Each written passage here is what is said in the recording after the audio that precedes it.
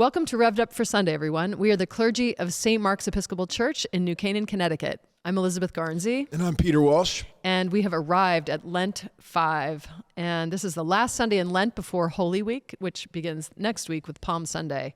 So today we have this concluding sign in the book of John, the Gospel of John, and it's a powerful one. It's the raising of Lazarus.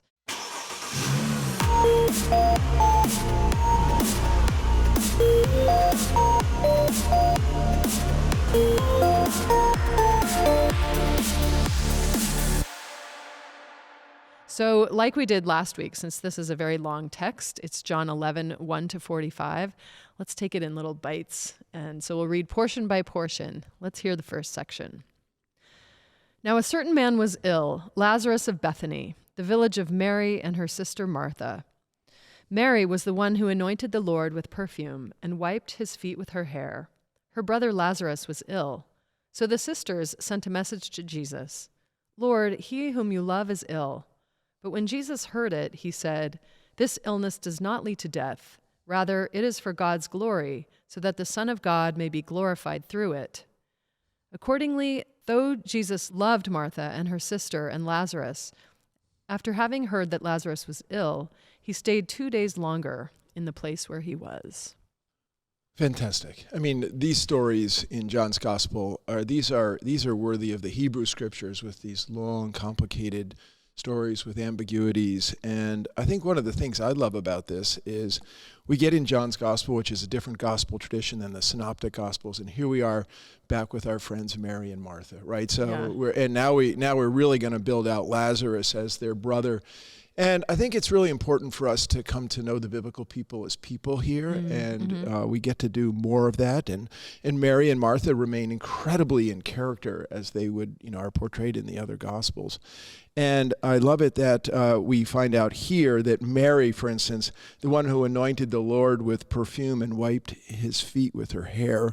And this brings up this whole question when we go back to that story where Jesus is having a meal at the Pharisee's house, and Mary comes in. It says she stood behind him and she wept for these are the gift of the Spirit, the tears of the Spirit, and they anointed his feet, and then she goes down and cleans his feet with her hair. This is all of this, and then we hear, Lord, he whom you love is ill. And just to start to open up some of the nuances in the story, that love is philia. That's, of Philadelphia. That's brotherly, sisterly love. And then we hear further on down that Jesus loved Martha and Mary, but the word for love there is agape. That's the sacrificial, godly love. So even right from the start, we have Jesus always on the higher plane. In all the conversations, and even in love now, we have Jesus on a higher plane.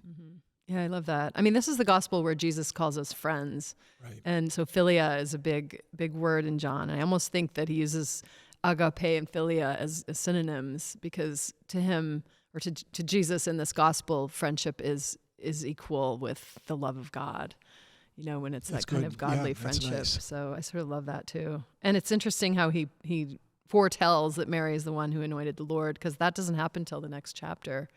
But he's sort of identifying or bringing his own death, right into this story right up front. So it becomes a foreshadowing, I think. I think that's one of the ways the writer of this gospel makes clear that this story is not just about Lazarus' death, but it's about Jesus' own life and death. And, already we're getting foreshadowing like that. So. Oh, that's interesting, because I was thinking that referred to a story that was in Luke's gospel, which I was talking about in the questions around who is doing that in John's gospel. But I like what you're saying there. I mean, I don't think it's clear. I think it isn't clear. Yeah. It isn't clear. I mean, who is this person, or are persons, is one of the things that scholars spend a lot of time on. Right. Clearly, this happened in the alabaster jar, and all the details of that are fantastic. But anyway, I mean, there's other things in here that are so shocking here. I mean, it's just that we get that bizarre story where, he gets news of his friend who's not well, and it says he stayed 2 days longer. Right. I mean, and that's like, okay, super disconnect here. It is. I mean, that word accordingly, in some translations it's so, or yet. Some translate it yet. So it's not even clear what the feeling of Jesus is. Is he staying longer on purpose? Is he staying longer because he's sort of indifferent to the fact of death? I mean, that would be one theological message, is that it matters not, it's no need to hasten because death has no power over Jesus. Oh, interesting. So I wasn't there. That's kind of interesting. I wasn't there at all. I was in the portion where it says, for God's glory, so that the Son of God may be glorified. Yeah. And we had just covered the healing of the man born blind. And why was this man born blind? It wasn't from his parents' sin. It was for the glory of God, which raised that whole question of, was he blind so that God could be glorified? We took that on the last podcast. And now here again we go with this question, which seems kind of odd to the modern and postmodern mindset, which is, we're really going to let this guy die so that God can be glorified, kind of thing. But in all things, we might say God is glorified when we do the godly thing, and Jesus does the godly thing. Well, of all 4 Gospels, John is the one where Jesus is in like supreme control. He's absolutely choosing the timing of everything. He's not hastening, pushed about by the crowds or anybody's demands. I mean, he's absolutely like, my hour has not yet come. It's like a drum beat, starting with John 2, I think, when it's the wedding at Cana. He says, "Woman, my hour has not yet come." My hour has not come. That's an incredible line. I know. Yeah. And then he says it again. I think it's, I don't remember what's happening the next time, but there's another instance of that in the middle of the gospel when he just won't be pushed. And here again, I think he's just stays. It's not time to go there yet. And so we hear more about that in a few verses from now. Yeah, I mean, it's coming right where you're about to read here with this question about him going to Judea again. Yeah. Yeah, just one more story, I think, for God's glory. I think in John also, when Jesus says this illness does not lead to death, rather it's for God's glory so that the Son of God may be glorified through it. That phrasing, that the Son of God may be glorified, I think in general in John, that phrase refers specifically to Jesus' death, resurrection, and ascension. Yes. So. Yes, glorification in John's gospel is not about the fact that he's got a lot of clicks on Instagram. I mean, his glorification is a theological. He might. His glorification is a theological concept, as you just said. I mean, it's the whole. Right. It's the, as you said, death, resurrection, ascension, which is the culmination of why Jesus came, and we have that whole sort of. It came from heaven to return to heaven, and the glorification is the upward. The upward portion of that. Yeah. I mean, I raise it specifically just because I think we can't underscore enough that this story is a preparation for us to enter into the next part of the Gospel of John, where Jesus, the public ministry concludes and he's now moving into his hour, all these references to 12-hour days and 12-hour nights. He's now getting to the hour of darkness for himself. And I think that this scene with Lazarus and Mary and Martha is very specifically a bridge to the next section. So I think if you don't mind my just cutting in, and it's not just about a miracle. And just to exclamation point what you said before you jump into. I'm sorry I interrupted you. I thought maybe we were going to move right. We're duking it out, boss. No, I'm actually in complete agreement with you. Shocking. Anyway, you've said it at the outset. I mean, this is the concluding portion of the Book of Signs. Yeah. And now we're moving, and the next portion is nicknamed the Book of Glory. Oh yeah, so, right on. So right on is right, because you've named it here. That's exactly what's happening. We're moving toward the glorification. Yeah. Well, should we move on to the next section? Sure. So now we're at verses 7 through 16, and it goes like this. Then after this, he said to the disciples, "Let us go to Judea again." The disciples said to him, "Rabbi, the Jews were just now trying to stone you, and are you going there again?" Jesus answered, "Are there not 12 hours of daylight? Those who walk during the day do not stumble, because they see the light of this world. But those who walk at night stumble, because the light is not in them." After saying this, he told them, "Our friend Lazarus has fallen asleep, but I am going there to awaken him." The disciples said to him, "Lord, if he has fallen asleep, he will be all right." Jesus, however, had been speaking about his death, but they thought that he was referring merely to sleep. Then Jesus told them plainly, "Lazarus is dead. For your sake, I am glad I was not there, so that you may believe. But let us go to him." Thomas, who was called the twin, said to his fellow disciples, "Let us also go, that we may die with him." Okay, again, so much here.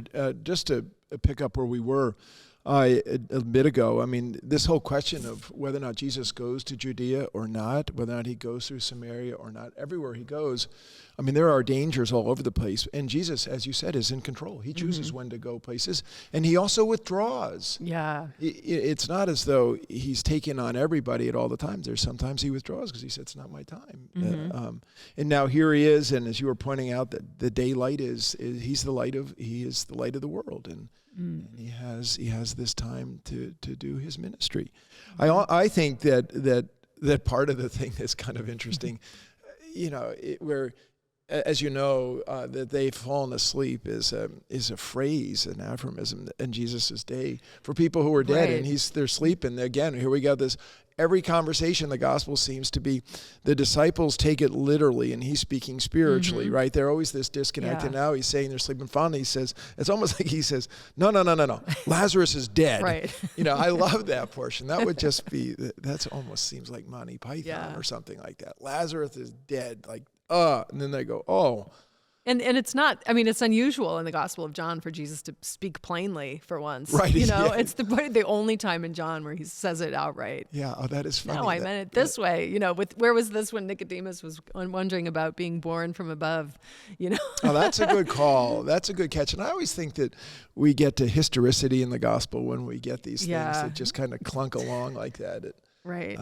John's writing, as you point out regularly, is so beyond brilliant. But here it's just like, ka-clunk, he's dead. Yeah. I love that part too. And it makes me think of how all the other times in John, Jesus never speaks plainly. He doesn't speak plainly to Nicodemus, and Nicodemus is left scratching his head about all the double meanings. So everywhere in this whole gospel, we have double meanings and many different interpretations for what is being said, and many that can be the same, correct, but not the same at the same time.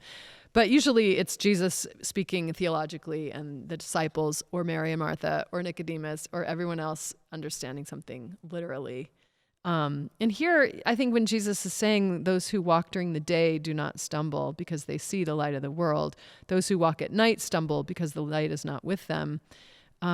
He's almost saying here that it's worse it's better to just face death, actual death, than it is to walk around in the dark and stumble without the light. I think Jesus is constantly doing that in this gospel too, like bringing back the, awakening, like he's talked about I will go and he will awaken.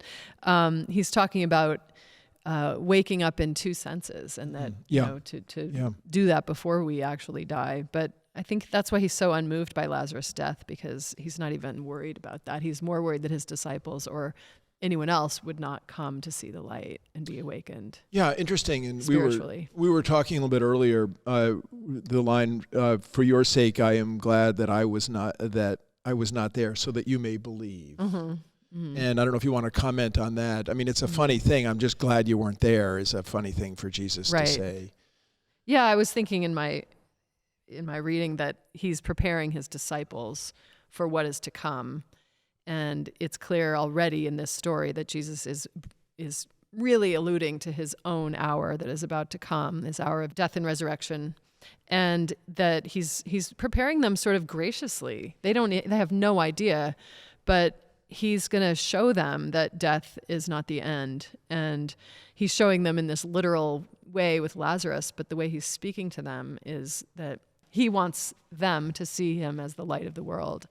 and to come to believe. Yeah, and the whole, as you know, believe, that's the theme of the gospel. Yeah. That's and John tells us there right at the end of the gospel, this is all written that you may believe that Jesus is the Son of God, and by believing in him, might have life in his name. Mm-hmm. And believe is all throughout this thing here, and he's, because that's how you access the power of Jesus in John's gospel. Mm-hmm. And so he's saying this is all so that you might have access to the power that I have. Yeah. And then of course Thomas the twin, who we see in John 14, 1-6, when Jesus is talking about dying and going to my Father's house are many mansions. If it were not so, and the showing the way. And Thomas says, we don't know where you're going. How do we know the way, right? Right. So whatever Thomas is, he's darn honest. Right.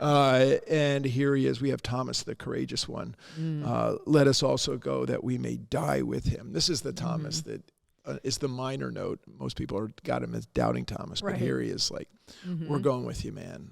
Yeah. It's an interesting line because it's not even clear if Thomas, it could be read as Thomas unwittingly saying, let's go die with Jesus. Or, I guess that's what I think that's what he's saying. But it could mean let's go die with Lazarus. I think Thomas is back up on the first sentence about let us go to Judea again, and they're saying, they're trying to stone you, and there you want to go again. In the previous chapter, they were going to stone Jesus, and these guys are worried about getting stoned. Yeah.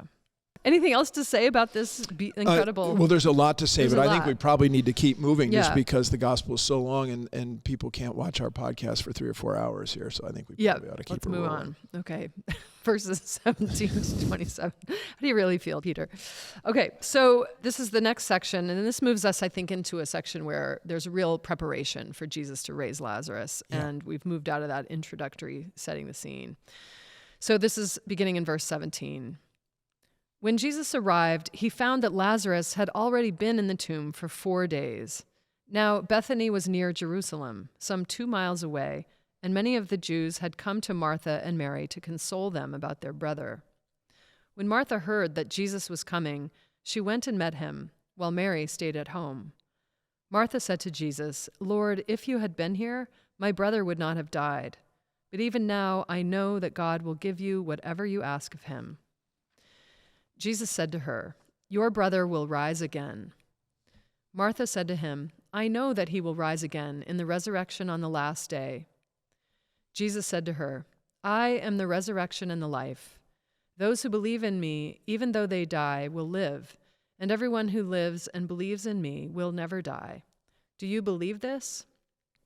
She said to him, "Yes, Lord, I believe that you are the Messiah, the Son of God, the one coming into the world."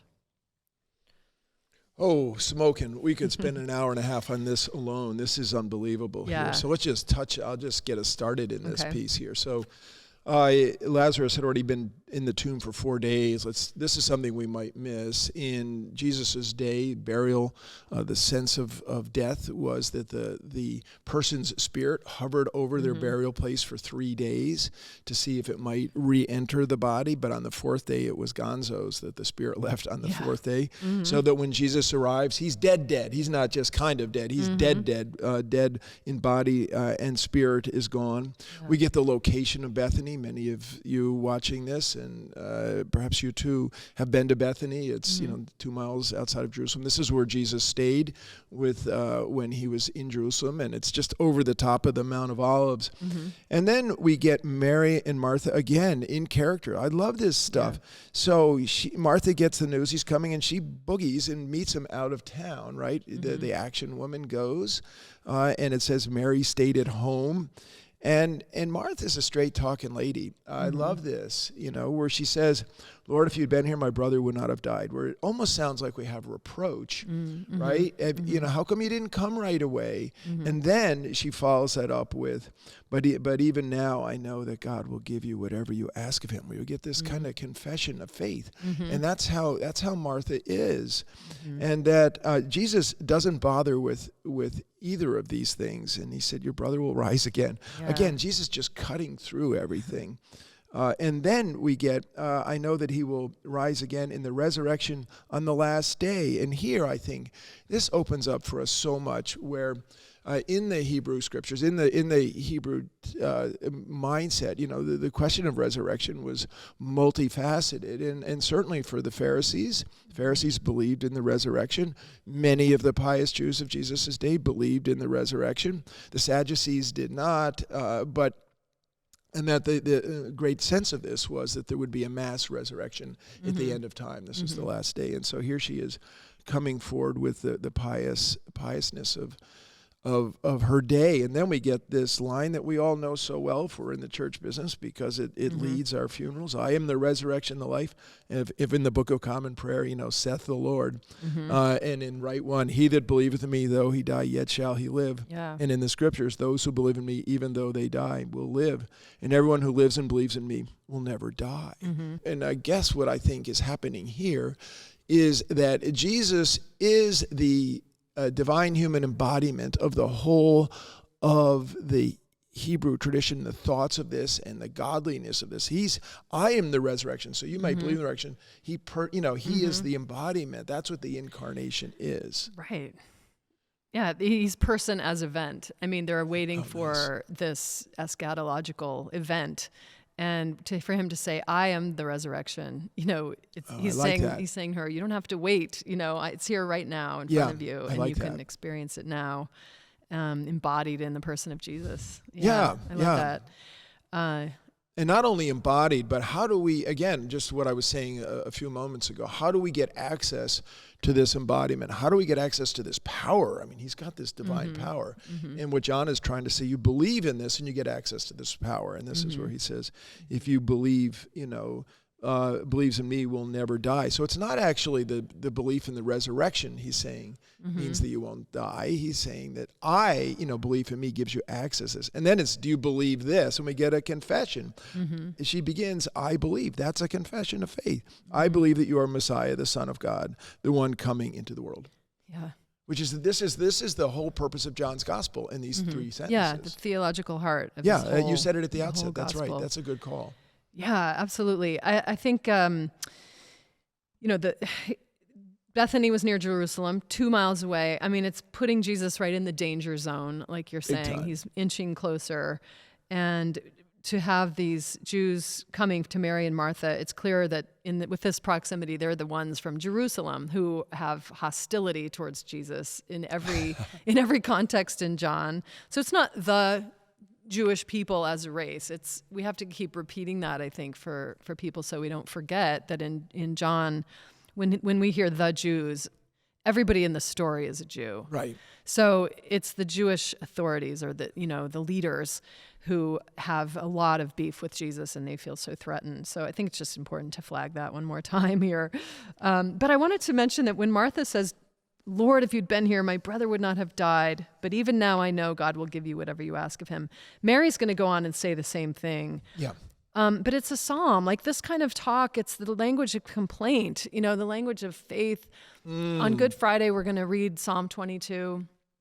There are other psalms, Psalm 4, 6, 13. These are like complaint psalms that all end in, but I know that you are the one who will save me. That's a good call on your part. I like that. Yeah, so I think they're just grieving. It's almost a statement of faith that if you had been here, he wouldn't have died. They know his power. So I love that. I think that's great.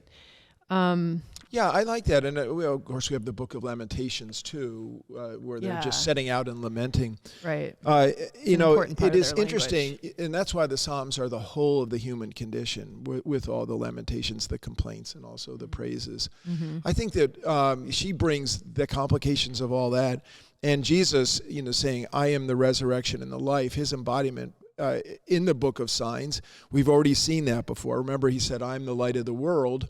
And then he gave the man born blind, congenitally blind, sight. And then he also says, I'm the bread of life, and he feeds the 5,000. And now he's, I am the resurrection life, and he's about to give Lazarus life. Yeah, so that he is embodied, he makes a statement, and bambo, he does it. Yeah. We get this as a rhythm. And this is why in the book of Signs we have the fullness of theology and action all coming together in the personhood of Jesus, the divine personhood of Jesus.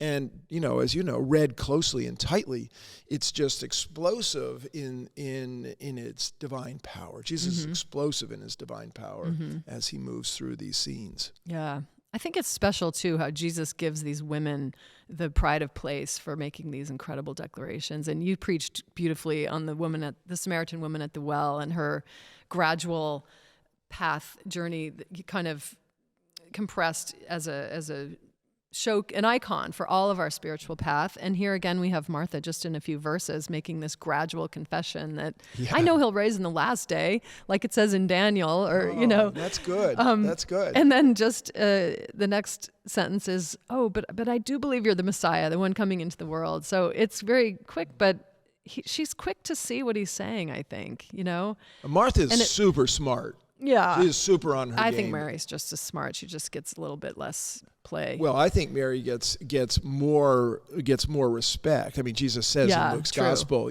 she's chosen the better part. I think Mary. Yeah. I was going to bring my icon of Martha and Mary. I'm sorry I forgot it. I know. It's good. But I feel like I have to defend Martha a little bit because I think the tradition gives Mary more. But here I think it's lost on us that Martha's the one here making this confession, and she's the one who's like Peter or Thomas saying, I believe that you are the Messiah, the one coming into the world. I mean, how many people think of Martha when we say made the conclusive confession of faith in the Gospels? Not at all. And here she is doing it right before our very eyes.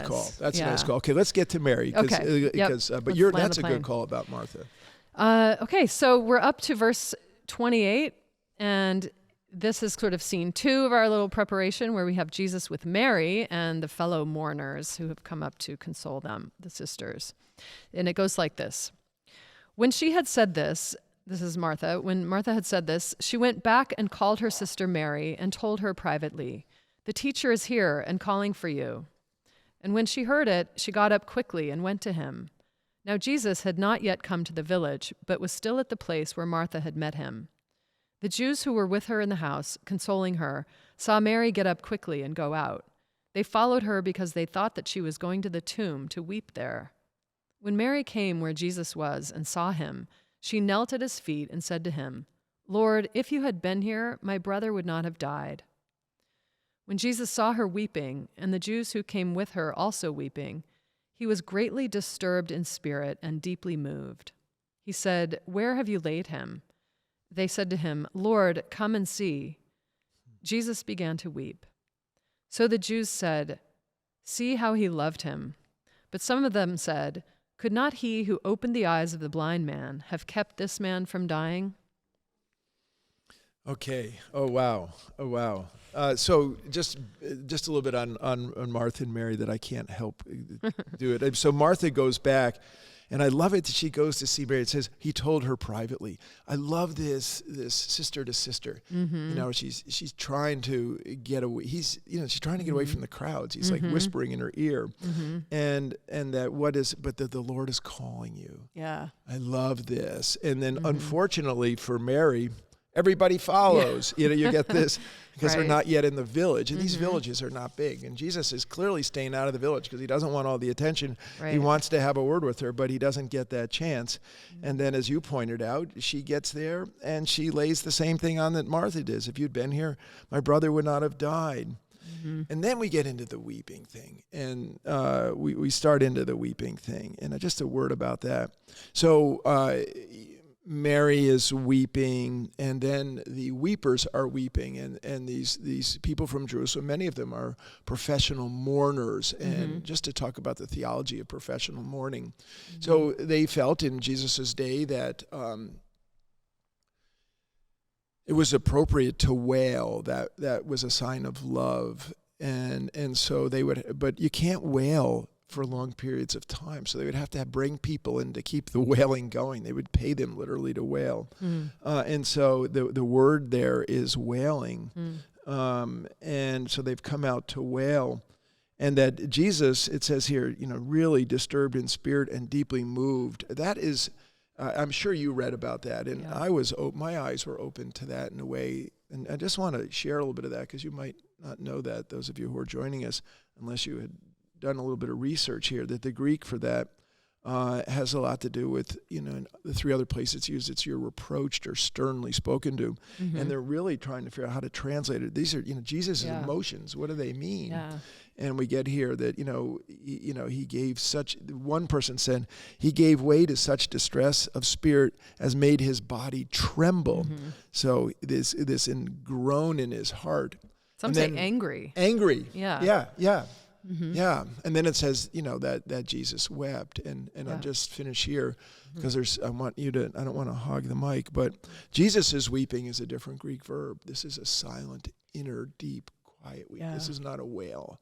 He's not making any noise. He's that kind of weep where your shoulders move and your head goes down and the tears come out of your nose and your eyes, but ever so quietly. Yeah. There's so much pathos in this passage. It's incredible. Good word. All the little words.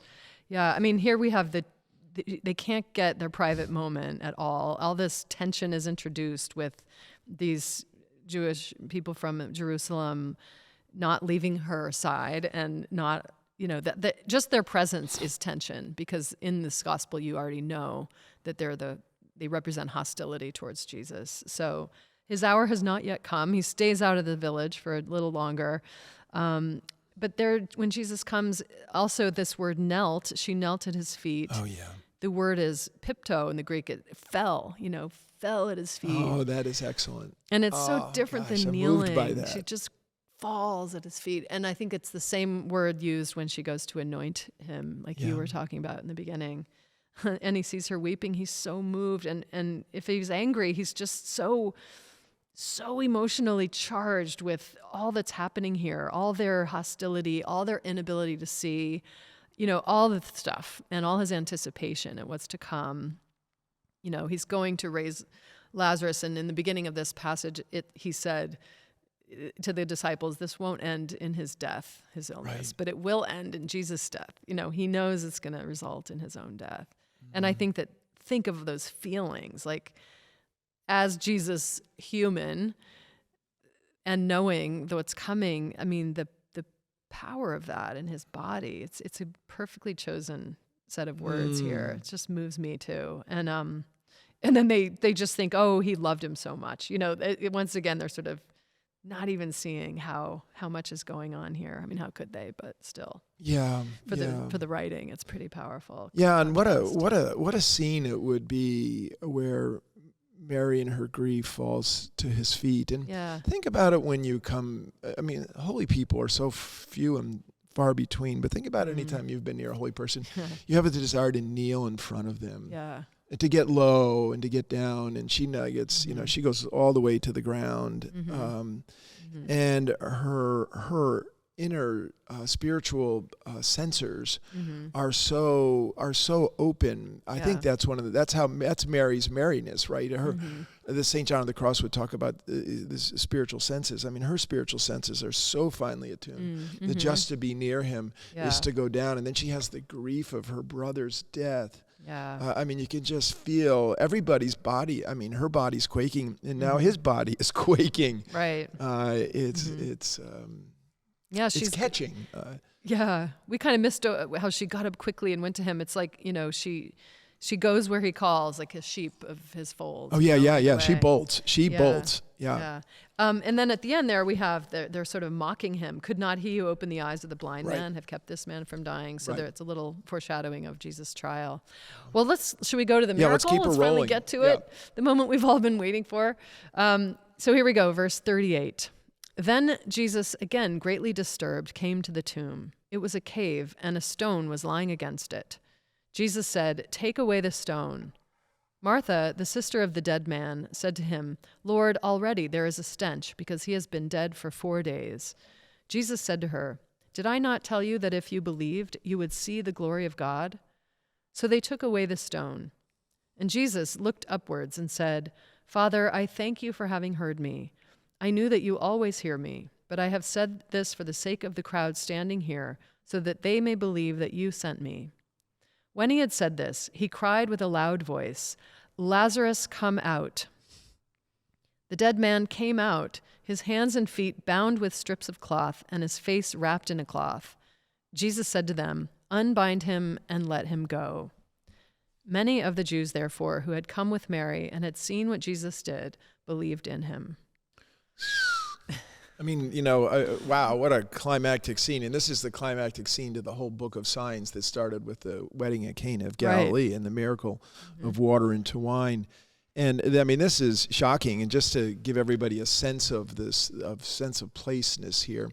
So tombs are either caves or they're hewn into the rock. And we're going to get this in the resurrection of Jesus here in a few weeks, and that Jesus arrives again. There's no messing around. You already talked about it. Take away the stone, and these stones would be 2 to 3 tons. They're enormous cylinders, like large cylindrical stones, and they come downhill and they put a rock that stops it, and that means they have to push it back uphill. So this take away the stone is not like open the door. This is a serious undertaking, and Martha must clearly think that this is like going to the funeral home the night before the funeral, wants to take one last look at the man that Jesus loved so much. But then she says, it's the fourth day, man. This is going to stink. This is, and you all know that in the King James Version, it says, he stinketh, which is one of the great biblical lines of all time. He stinketh. And Jesus, again, he just skips this stuff. And he said, did I not tell you that if you believed, you would see the glory of God? Jesus just doesn't mess around. He's like, bam, to your he stinketh. He's like, what did we just talk about there? We're talking about the glory of God here. We're not worried about he stinketh, right? And then we get Jesus praying, which is interesting. Yeah. We hear Jesus praying because sometimes, for instance, in the miracle of the feeding of the 5,000 in the Synoptic Gospels, we don't see Jesus praying. Right. And we're like, well, wait a minute, how did that happen? We want Jesus' prayer. But here we get Jesus' prayer, which he does for the sake of the crowd. We're told that. And then how about this loud voice, Lazarus, come out? I mean, what a movie scene. What a scene. And out comes this guy. And what has he got on? He's got the exact burial clothing that Jesus is going to have in just a little while, wrapped in, with a separate cloth for his head. And he comes out in the strips of cloth. And then, one of the greatest lines in Scripture here, unbind him and let him go. Oh, it's packed. It's unbelievable. Yeah. I like the older tradition, unbind him and set him free. Yeah. That's much better. But anyway, it's an unbelievable scene. Yeah, it is. It is. I think the prayer is more than, you didn't say it's a show prayer, but some people think, it's a prayer for show, so they can be impressed or something. But I think, it's a prayer of thanksgiving that Jesus has all along had a very prayerful relationship with his Father and in heaven, and always withdraws to pray. And I think that it's purposefully a prayer of thanksgiving and acknowledgement that Jesus doesn't do anything on his own and that he's been sent from God. And that's been another drumbeat through this gospel that, for sure, is he from God or isn't he? And he's clearly aligning himself out loud with God to show that this power comes from God. Yes, I mean, I think one of the things that I've just been reawakened to I don't know how many podcasts we've done. I don't dare go there because if any of you saw the blooper reel, my inability to name numbers of podcasts. But anyway, one of the things I've really, really come to understand more deeply is Jesus never, ever, ever, ever does anything for himself per se. All of the miracles and the signs are done for the benefit of others and to the glory of God and for the sight, which is what's happening here. Yeah. This is not to build up his prestige, to say, I am the man. I just rose, I just got this guy to rise from the dead. Yeah. And also we have Martha's comment that, he's already been dead 4 days. Are you sure about this? And it's in a way her response to Jesus is like Nicodemus's when Nicodemus says, wait, nobody can go back into his mother's womb and be born again. But so I think that's sort of she's a foil for that person that wants to just be so literal about it. Yeah, and Jesus is always operating on a different plane. And think about your own prayer life and the way you approach Jesus, where you have Jesus both as, understanding your humanity and beyond your humanity. Mm-hmm. I mean, this whole question about Jesus weeping gets into the idea of what is the being of God like? And I mean, for the Greeks, being of God, apatheo, I think is what it was, without passion or without compassion, a distant being. And now this story is often told as though this is showing Jesus' full humanity, that he wept. Right. But I don't know, maybe it shows that we have a God of compassion and we have a God of passion, and this doesn't necessarily mean it's just Jesus's humanity, but maybe his divinity that shows through in his compassionate care for, that has the power to open up the grave, he's Lord of life, and Lord of life means he's also Lord of death. Mm-hmm. Mm-hmm. That's the power. And the whole gospel is written aiming toward the resurrection. And now this is like a foreshadow for what's coming several chapters later. Right. Well, the grief, I think it's so important what you just said. I think it's very much to show what kind of God is, that would weep and feel anger and feel pathos and feel pain and all of the feelings it seems are trotted out in this gospel, in this story. And I hope that's what it is. I hope that this is about a God of feeling and compassion and closeness. And, when Jesus goes on to die, the grief of that, and didn't have to be like this, It's just that for this gospel starts out how the light comes into the world and the world does not want any part of it. Until it becomes to see what it's doing. Well, it's such a crazy, this is about life and death, and this is where the gospel stuff is super real. And just a note about Frank Griswold, the former presiding bishop who has died and has his funeral. Speaking of holy people. Coming up, holy man. And, the last conversation I had with Frank, I had asked whether or not he was going to go to New Hampshire and cut wood again, and he said he'd hoped to go to New Hampshire, but he had to. He didn't think cutting wood was going to happen, and he said, relinquish, another thing to relinquish. And when he said that, he was, he said it with an, I've been reading about this and I've been learning about this and now it's happening to me. So he didn't say it with heaviness. He said it with a kind of lightness of, oh, wow, now here's another thing to relinquish, as he is relinquishing the things into death and letting go so that he might live again anew and he might live more closely in the divine presence. And so we get all of this stuff packed into what does Jesus mean when he says, I am the resurrection, I am the life. Well, he's clearly, he that believeth me, yet shall he live, yet shall he die, shall live. And so the question here, you're still going to die, but this is the life beyond. So Nicodemus is born again. His thing was, it brings you life now, and now we also have life after this life, and that all this is packed into the personhood, the embodiment that is in Jesus. And I believe that, what do we get from the revelation? I think one of the great gifts we get from the revelation in Jesus is that God is love, and that God is not some distant, compassionless being. And because God is love, it made in the image of love means we are to love. The way of Christ is the way of love, and love is the meaning of life. And that all of that, it gets revealed in here, that life, light, and love all wrapped together in this awesomeness of the being of God. Oh, what a great way to end this podcast. That's fantastic. I think that this is a lot for people to chew on for our Maranatha house churches, for preparation for the last week of Lent. And I love all that about letting go. I think that's really what death is the ultimate letting go and acquiescing into the presence of God and trusting that it's a beautiful trajectory that we're all on when we are trusting that God is there with us all the way through. And as we do it, I just have to say, the reality of mourning is all mixed right in with that. It's all mixed together. Just weeping 100%. Tears and life beyond. It's all together. Yeah. Thanks a lot. Well, thanks for hanging in there with us. And please share, like, and subscribe to this podcast. And we'll see you in church. God bless.